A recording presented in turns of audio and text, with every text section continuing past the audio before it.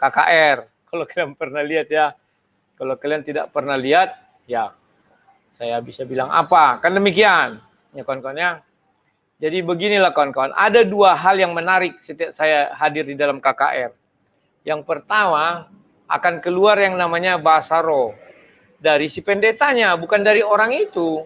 Pertama, dipancingnya. Si keraba-raba, kuraba-raba, keteraba-raba, kemeraka-meraka-meraka-meraka, mereka, gitu. Entah apa-apa lah dibilangnya itu kan. Asal-asal aja ngomong mulutnya itu ya. Nah, dia melakukan ini saya nggak tahu. Apakah dia kemasukan roh setan atau roh kudus. Kalau dia kemasukan roh kudus, diceritakan di dalam kisah para rasul 2 itu, bahwa mereka mengerti arti apa yang dia ucapkan, dan itu selalu bicara tentang kerajaan Allah, dan yang mengerti itu dalam bahasa bangsa-bangsa di dunia, contohnya bahasa Arab, ya kan, ayat 11, 12, 13 itu ya, kisah para rasul 2. Nah, di sini siapa yang mengerti apa dibilang dia itu ya? Saya nggak ngerti apa yang dia bilang. Nah, yang kedua, kalian tadi sudah lihat tangan dia ditumpangkan ke atas kepala-kepala orang itu. Ya kan? Entah apa dia bilang, baru jatuh, ada yang jatuh didorongkan dia kan. Ada yang entah macam mana lah. Apakah itu memang kuasa dia, kuasa Tuhan atau bagaimana ya? Saya kurang paham lah melihat hal-hal ini. Ya kan? Namun yang saya pikirkan adalah kawan-kawannya, begini kawan-kawan, saya sudah bolak-balik Alkitab itu, Petrus, ya kan, bahkan Rasul Paulus. Saya tidak menemukan praktek-praktek yang beginian itu loh, ya kan. Sambil menyanyi mereka, tumpangkan tangan, maka iblisnya itu keluar, ya kan. Justru yang saya baca di Alkitab adalah tumpang tangan itu untuk baptis dalam nama Bapa, Anak, dan Roh Kudus, ya. Kalau kita bisa melihat, saya bukakan dulu ayatnya kawan-kawannya biar jangan jadi fitnah ya. Itu di Kisah Para Rasul aja 8. Kisah Para Rasul 8 ayat 16 itu ya. Kita baca dulu. Tutup je peti dah. Bentar ya. Ya, Kisah Para Rasul 8 ya. Kita share dulu ya. Biar asik dikit kawan-kawan. Nah ini Kisah Para Rasul 8 ayat 16. Ini ya. Nah. Sebab Roh Kudus belum turun atas seorang pun di antara mereka karena mereka hanya dibaptis dalam nama Tuhan Yesus. Kemudian keduanya menumpangkan tangan di atas mereka lalu mereka menerima Roh Kudus. Nah, kan demikian. Jadi kawan-kawan, bahwa tumpang tangan itu di dalam satu kegiatan rohani itu adalah lebih kepada untuk menghadirkan Roh Kudus ya ke hadapan orang-orang itu semua. Ya kawan-kawan ya. Nah, sekarang kawan-kawan, tunggu saya ulang lagi ayatnya ini ya. Biar kita nggak salah-salah, kaprah dan tidak ditipu-tipu lagi. Sudah tidak zamannya lagi kita ini jadi bodoh. Ya kan? Nah ini. Saya bukakan ya biar kalian paham ya kawan-kawan ya. Nah, ini. Ini kawan-kawan. Nah, sekarang kalian lihat di sini. Ternyata para rasul itu menumpangkan tangan atas mereka lalu mereka menerima Roh Kudus. Nah, ayat 18, ketika Simon melihat bahwa pemberian Roh Kudus terjadi oleh karena rasul-rasul itu numpangkan tangannya, ia menawarkan uang kepada mereka. Nah, ada sampai ada orang tercengang, ternyata karena Roh Kudus masuk ya kawan-kawan. Nah, sekarang kalian tadi sudah menonton videonya Pendeta Risuli Lubis ini, yang judulnya sih dibuatnya bombastis sekali ya, seolah-olah dia mau diserang. Siapalah menyerang kau, pikirku lah. Nah ini saya bukakan sedikit ya, di mana dia menumpangkan tangan dan apa yang terjadi tumpangkan tangan ini. Ini nih, tunggu sebentar. Mulai tumpangkan tangannya.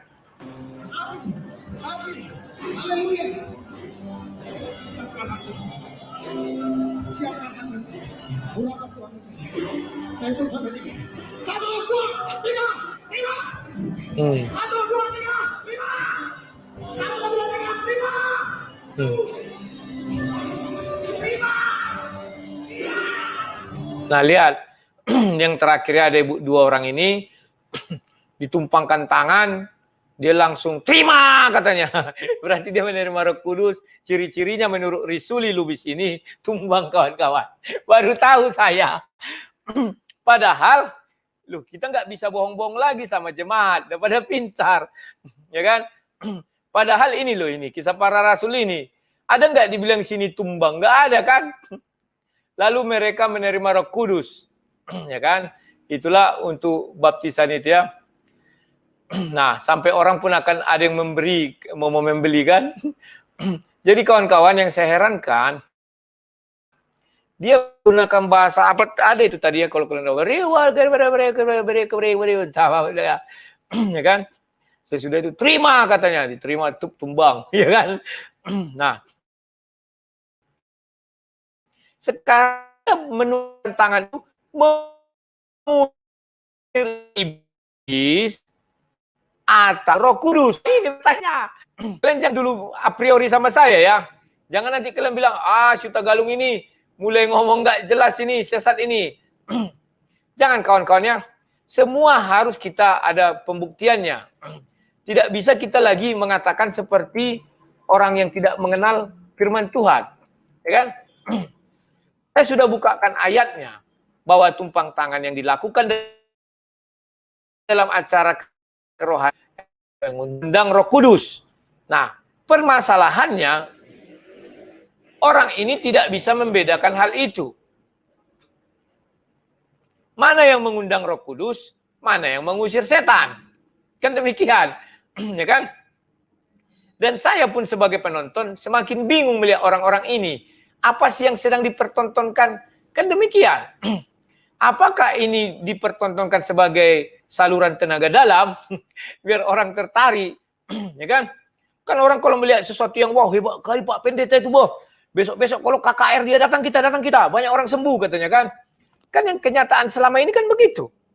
Yang dicari bukan Tuhan lagi, tetapi Pak Pendetanya. Karena dia seolah-olah sakti, ditumpangkan tangan bisa langsung orang itu meper. Ada lagi bahkan begini, hiat gitu-gitu kalau kayak lihat. Apa ini? Sudah kayak film-film silat kulihat. Ya kan? Saya tidak mengerti rasul mana yang melakukan hal seperti ini. Sudah saya gali-gali nggak dapat aku. Bahkan Yesus pun tak ada melakukan hal seperti itu. Justru orang kemasukan iblis. Karena nih, bahkan ada itu ya, yang apa ya, di acaranya Pak Pariaji waktu membaptis orang, masuk Nyi Roro Kidul, ada videonya itu saya lihat. Aneh. Padahal baptis selam itu adalah baptis pertobatan. Maka ketika Yohanes membaptis lebih dari ribuan orang, karena kan se-Yudea, ya sekitar Sungai Yordan, kan ikut semua. Kalau menurut bilangan saya 5 ribuan lah kita katakannya. Tidak ada yang kerasukan setan satu pun. Kenapa ketika di dalam baptis Pariaji masuk Nyi Roro Kidul? Aneh kan? Katanya. Apa yang sebenarnya dipertontonkan orang-orang ini, kawan-kawan? Apakah mereka mau mengatakan bahwa di dalam baptis ada kuasa iblis? Saya baca di Alkitab tak ada tuh. Baptis pertobatan itu tak ada satupun yang kerasukan iblis. Ketika Yesus datang, rasul-rasul datang. Mereka mendoakan orang. Apakah setelah didoakan jadi kerasukan iblis? Kan tidak. Justru setelah didoakan iblisnya keluar. Tapi faktanya di KKR kamu didoakan justru masuk iblis. Paham kalian maksud saya ya kawan-kawan ya? Jangan sekali-sekali kalian, ya sudah imani aja. Terima aja katanya gitu kan. Tidak kawan, aduh. Kita diajak Yesus menjadi umat yang cerdas. Dibuatlah Alkitab itu. Agar kita bisa mengoreksi. Tujuan Alkitab itu kan visi dan misi Tuhan dituangkan di situ. Kalau kau bicara kesembuhan, kau bicara Roh Kudus, ini ayatnya. Ya. Jangan sembarang-sembarang kalian mau buat yang begini-begini.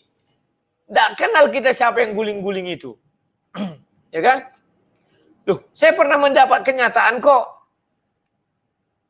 Maafin ya. Bahkan ada yang bayaran, sudahlah. Bahkan ada yang bersandiwara. Jadi mengujinya gimana? Kalian lihatlah ketika KKR itu, Sesuaikan dengan Alkitab. Ketika rasul-rasul menumpangkan tangan apa? Roh Kudus turun. Bagaimana Roh Kudus turun? Mereka penuh kemuliaan. Bukan malah tumbang.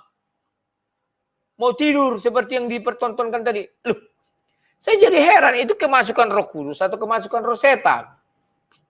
Apa sih makna doa? Ketika kita berdoa, saya berdoa. Saya misalnya seorang, katakanlah hamba Tuhan, ya kan? Saya doakan orang. Ketika saya doakan di rumahnya atau pribadi, dia tidak kemasukan setan. Begitu saya undang di gereja datang, kayak kan ada altar call katanya. Saya doakan dia malah kemasukan setan. Apa yang terjadi? Kan aneh kan? Ini Winner Sibarani siapa lagi nih ya? Kita lagi live di StreamYard. Jangan masuk dulu ke apa namanya ini? Aduh, ke Skype. Aku bingung. Sebentar saya jawab dulu ya. Saya lagi live di YouTube.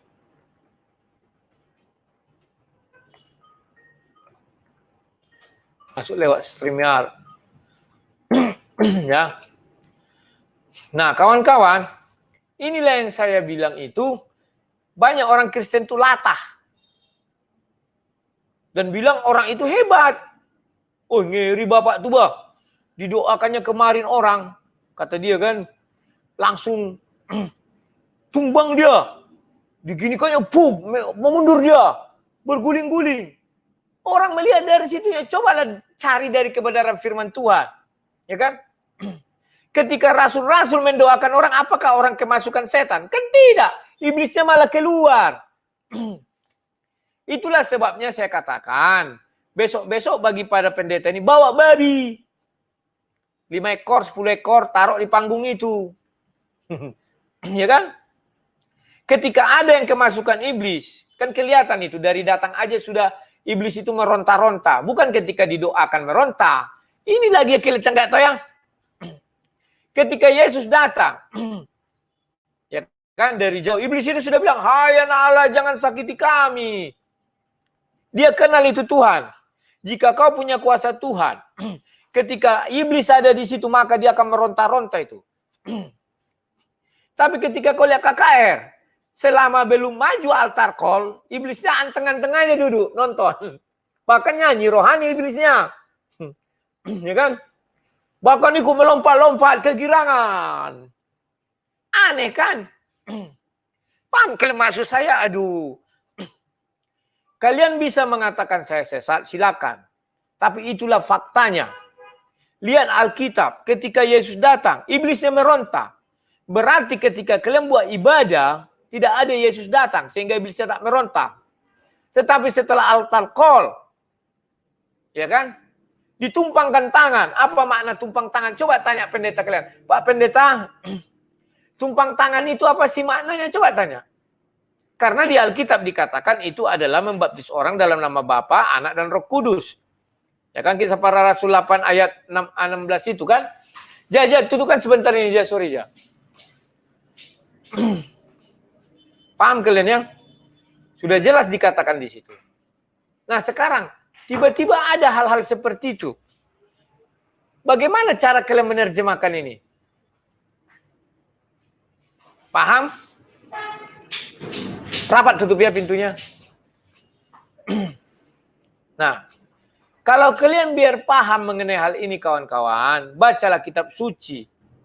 Tidak ada di dalam kitab suci, ya kan? Ketika iblis doa itu datang, iblis malah masuk. Jadi kawan-kawan, saudara-saudara seimanku, kita mulai dari sekarang, itulah dibilang Yesus, kita harus jeli melihat ya banyak pengajaran-pengajaran palsu.